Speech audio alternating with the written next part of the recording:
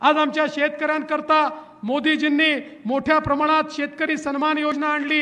मोदीजींनी 6000 रुपये दिले, आपल्याही सरकारने 6000 रुपये दिले आणि त्यासोबत शेतीवर आधारित उद्योग उभा राहिला पाहिजे याकरता मोदीजींनी नवीन पॉलिसी आणली। मोठ्या प्रमाणात शेतमालावर प्रक्रिया करण्याचं काम हे मोदीजींच्या माध्यमातून या ठिकाणी होताना आपण पाहिलं। आज नॅनो युरिया सारखी एक नवीन बाब मोदीजींनी या ठिकाणी आणली, नैसर्गिक शेती या ठिकाणी आणली आणि आमच्या शेतकऱ्याला त्याचा शेतमाल विकता यावा याकरता मोठ्या प्रमाणात व्यवस्था ही मोदीजींनी उपलब्ध करून दिली। आणि एवढंच नाही तर मला कल्पना आहे या वर्षी जगामध्ये युद्ध चाललंय, रशिया आणि युक्रेनचं युद्ध आहे, इकडे आखाती देशांचं युद्ध आहे।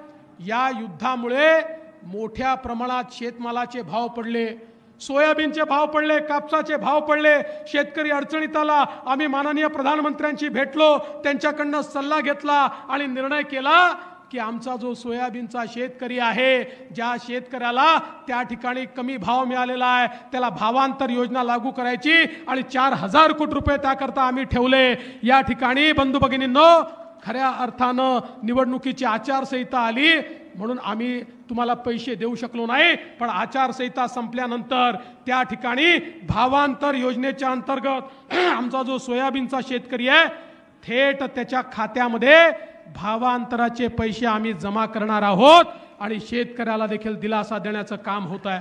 आपल्याला कल्पना आहे यावेळी कांद्याचं शॉर्टेज तयार झालं, देशामध्ये शॉर्टेज तयार होऊ नये म्हणून काही प्रमाणात त्या ठिकाणी कांद्यावर निर्यात बंदी लागली। कालच ती निर्यात बंदी उचललेली आहे, पण महाराष्ट्रामध्ये एकनाथराव शिंदेजींनी आम्ही निर्णय केला, मागच्या काळामध्ये आपण कांद्याला अनुदान दिलं आणि आताही या निर्यात बंदीच्या काळामध्ये ज्या शेतकऱ्यांचं नुकसान झालंय त्या शेतकऱ्यांना मदत करण्याची भूमिका हीच राज्य सरकारने या ठिकाणी घेतलेली आहे। कारण मोदीजींच्या नेतृत्वामध्ये कुठल्याही शेतकऱ्याला त्या ठिकाणी अडचणीत येऊ देणार नाही अशा प्रकारचा आमचा निर्धार आहे।